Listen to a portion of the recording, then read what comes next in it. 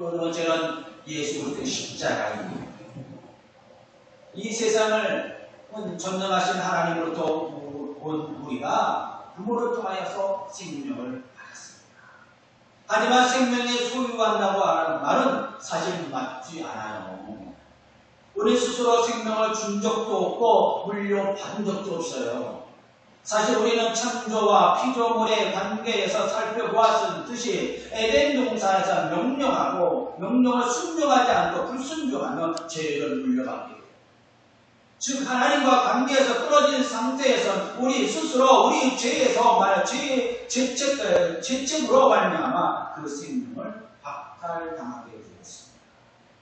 이 생명은 하나님께서 주신 선물입니다. 특별한 은총을 선택이에요. 모든 하나님의 주권 안에 살아가는 사람들에게 일반적인 은총을 다 주셨어요. 다음에는 남자와 여자가 결혼하여서 자녀를 출산하여 생명을 얻는 과정. 이것은 우리 의지와 상관없습니다. 이건 풍성한 선물이에요. 수동적인 것입니다. 이 선물은 우리 조상들과 선조들의 유산 안에 거하고 있습니다. 그래서 그 어깨에 무게가 있고 이마에 땀을 흘려야 수고하여 이룰 수 있는 것입니다. 결혼하였다고 무조건 모든 책임이 다르냐? 아니에요. 아담에게는 땀을 흘려야 될 책임이 있었어요. 하와에게는 잉태하여 자녀를 낳는 수고가 있었다는 거죠. 아픔이 동반되어 있었어요. 그래서 이거는 생명을 거둬주는 것이다. 여기서 우리는 죄의 이걸 받기 위한 편견들이 있습니다. 우리가 회심은 자연스럽게 하나님을 찾아서 구원을 얻는 것은 아니라는 것입니다. 실상은 얼마 동안은 하나님의 은혜 밖에 있었어요. 그런데 하나님께서 당신의 아들 그리스도를 보내주셔서 믿음의 언약을 맺게 해주었습니다. 그래서 오늘 믿음의 언약에서 회복하였어요. 이 회복이 구원, 생명을 얻게 되었습니다. 그래서 믿음의 회심이라고 표현하는 것이에요. 우리가 성경 말씀 에베소서 2장 8절에 말씀해보니까 너희는 그 은혜에 의하여 믿음으로 말미암아 구원을 받았으니 이는 너희에게서 난 것이 아니고 하나님의 선물이라 라고 말씀해 주십니다. 사랑하는 성도 여러분, 우리가 예수 그리스도의 믿음과 회심하였다고 은혜의 언약을 누리느냐? 그것은 아니라는 것입니다. 그리스도와 교제와 교통과에 참여하여 그리스도의 십자가의 공로를 누리도록 해주신 은혜를 받았기 때문에, 즉 십자가의 은혜를 누렸기 때문에 우리가 구원을 받았어요. 예수 그리스도의 십자가는 죄를 짊어집니다. 아무리 흠이 아무 흠도 없는 그리스도가 대속으로 죽지 않고는 죄를 완전하게 해방시킬 수가, 자유할 수가 없었어요. 여기서 죄라고 하였을 때는 우리가 원죄, 아담이 지은 죄, 과거로부터 내려왔던 죄, 이것을 끊어버리는 것이었어요. 하나님과의 관계에 끊어진 관계를 다시 회복시키는 것이었습니다. 이 죄에서 대속의 주님이 오셔서 해방을 받기 위해서입니다.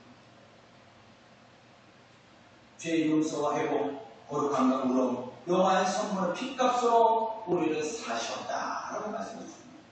이거 중보자는 것입니다. 그분을 통하여 우리가 왔어요. 이 선물은 우리가 그리스도의 인침을 받은 존재가 되었고 그와 함께 동행하는 하나님의 자녀가 되었습니다.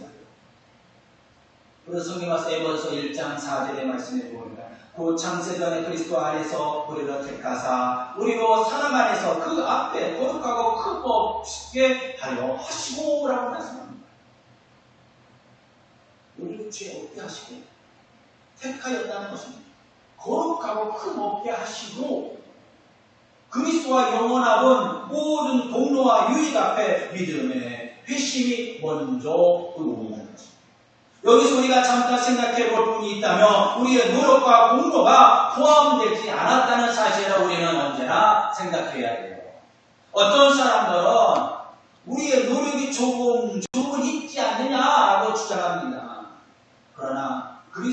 예수께서는 아무런 죄 없이 십자가에 죽으셨어요. 누구를 위해? 이 땅의 모든 백성들을 구원하기 위해 십자가를 지셨습니다. 십자가 행위는 아무런 분노와 노력을 열심으로 드리는 부분이 우리는 없어요. 그 안에 우리가 뭐 십자가에 대해서 우리가 분노를 드린 적이 있습니까? 없어요.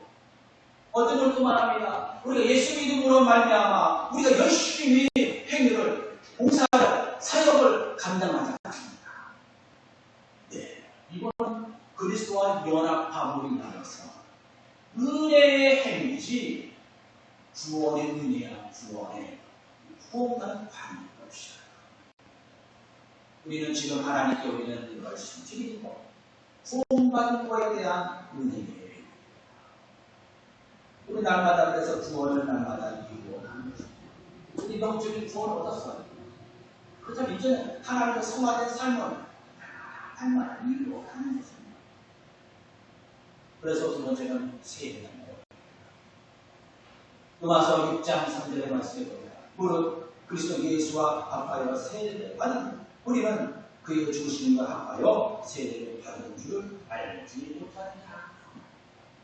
세례는 하나님의 은혜의 한 형편입니다. 더러운 몸을 물로 씻는 것처럼 진리로 세례를 받은 후에 모든 죄로 인하여 더러워진 영혼을 그리스도의 보혈로 말미암아 말끔하게 씻어내고 있다는 것입니다. 그래서 세례는 삼위의 하나님의 이름으로 세례를 베풉니다. 여러분, 삼위의 하나님 왜 나옵니까? 삼위일체라고 각각의 위격의 능력의 역사가 있어요. 성부 하나님과 성자 하나님과 그리고 성령 하나님의 이런 조금씩 다릅니다. 세례를 베풀 때 그 역할을 하며 성부 하나님께서 우리의 증인이 되시고 우리의 보증이 되시며 우리의 영원한 은혜를 맺어주셨어요. 그리고 우리가 하나님 아버지의 상속자로 입양해 주셨고 우리가 선을 베풀어서 악에서 우리를 피하게 하는 유익을 주신 것이 성부 하나님입니다. 그의 계획 때문에 있습니다. 섭리 가운데 있는 것입니다. 성자의 이름을 받은 우리는 죄에서 자신의 피를 깨끗하게 씻어주시고 자신의 죽음과 부활을 우리에게 참여하게 하여 우리의 모든 죄로부터 죽을 수밖에 없는 상태에서 머물러 있는 것이 아니라 거기서 구원하여 주셨다. 그게 바로 아버지 하나님의 인도입니다. 또한 성령 하나님의 이름은 거룩한 성령을 통하여 계시만 함께 우리가 거하셔서 그리스도 안에서 우리가 영원히 선택함을 받는 백성들의 모임에 참여하는 존재가 되었습니다. 그래서 우리는 깨끗한 삶, 거룩한 삶, 의로운 삶을 사는 것입니다. 우리가 죄인이었어요. 그러나 우리가 의인이라고 합니다. 거룩한 자라고 합니다. 그럴까요? 세례를 받은 예수 그리스도의 이름으로 구원을 받은 로마서 6장 4절의 말씀에 보니까 그러므로 우리가 그의 죽으심과 합하여 세례를 받음으로 그와 함께 장사되었나니 우리는 아버지의 영광으로 말미암아 그리스도와 죽은 자 가운데서 살리심과 같이 우리도 또한 그 새 생명 가운데서 행하게 하려 하십니다. 예수와 함께 죽고 예수와 함께 새 생명을 얻은 것이에요. 이 모든 것은 하나님 아버지께서 우리를 향한 하나님의 은혜롭고 자비하시고 하나님의 표징이 되신다는 것입니다. 증거가 되셨어요.